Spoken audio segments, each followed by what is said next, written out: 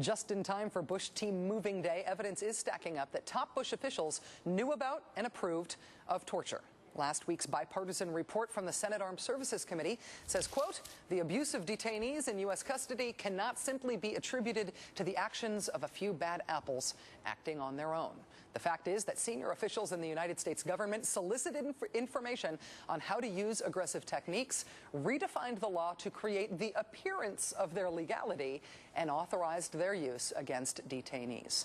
If that wasn't damaging enough, while everyone else, like, say, Donald Rumsfeld, was running around denying or attacking that report's findings, Vice President Cheney, he just went ahead and told ABC News that he not only knew about waterboarding, he thought it was appropriate, and he okayed it.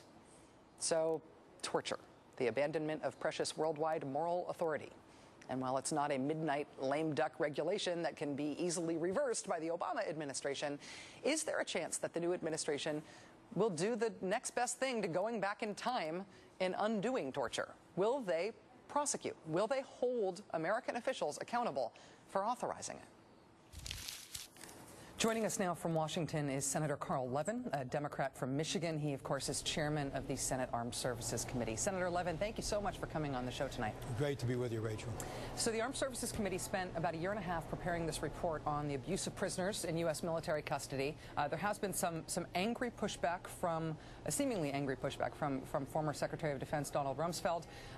That said, one White House official does not seem to be denying your findings at all. That's Vice President Dick Cheney, who told ABC News this week that he did approve waterboarding as an interrogation technique for Khalid Sheikh Mohammed. When you heard that from Dick Cheney, did you feel that confirmed the findings of your report? I mean, essentially, did he just admit to condoning torture? As far as I'm concerned, that's exactly what he admitted. Now, he'll say that he doesn't admit supporting torture, but the facts are that the policies which were approved, the legal opinions authorized these harsh techniques, and when the Vice President of the United States says that he believes, and he said that just, a few nights ago, that waterboarding is appropriate, there is no other conclusion that I can reach other than that I know it's a form of torture. It's been acknowledged as a form of torture, I think, since the Inquisition.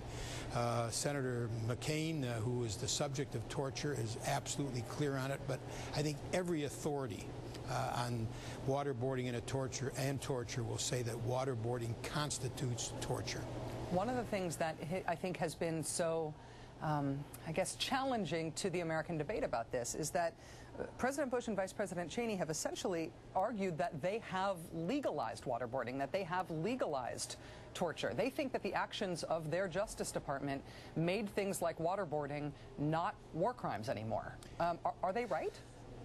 You can't just suddenly change something that's illegal into something that is legal by having a lawyer write an opinion saying that it's legal. Things can't work that way, or else someone could get a lawyer to say a crime is not a crime, and then that would be a defense. It is not a defense, and I was astounded, frankly, when I heard the Vice President of the United States sort of just blandly and blithely saying that, oh, he thought that was an appropriate thing, and yes, he was involved in the discussions about it. Do there need to be prosecutions? You document very clearly that we have eroded the standards by which prisoners are treated in the United States. How do we unerode those standards if the people who authorized the erosion of those standards are essentially immunized from prosecution?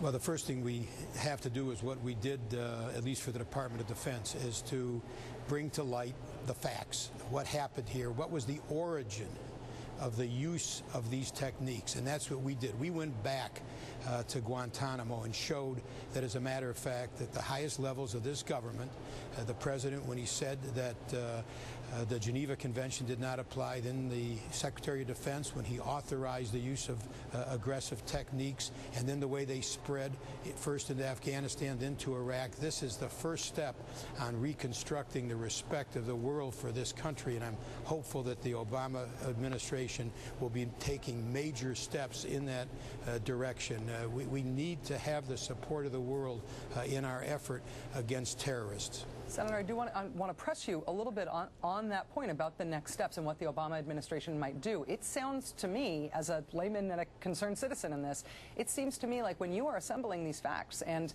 getting access to these documents and putting together this testimony, what you are doing is collecting the facts for an indictment.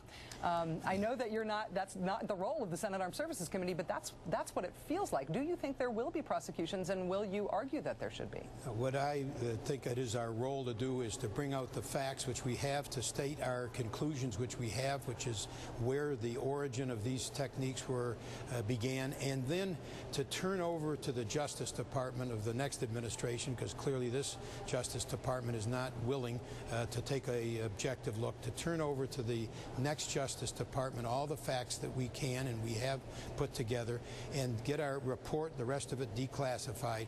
But then it seems to me it is appropriate that there be an outside commission appointed to take this out of politics, that would have the clear subpoena authority to get to the parts of this which are not yet clear, and that is the role of the CIA. We looked at the role of the Department of Defense, but the role of the CIA has not yet been looked at. And let an outside commission reach the kind of conclusions which then may or may not lead to indictments or to civil action. But it is not our role. It's not appropriate for us to make those kind of reach those kind of conclusions. Senator Carl Levin, Democrat of Michigan, chairman of the Senate Armed Services Committee. Thank you so much for joining us tonight, sir. Great being with you, Rachel.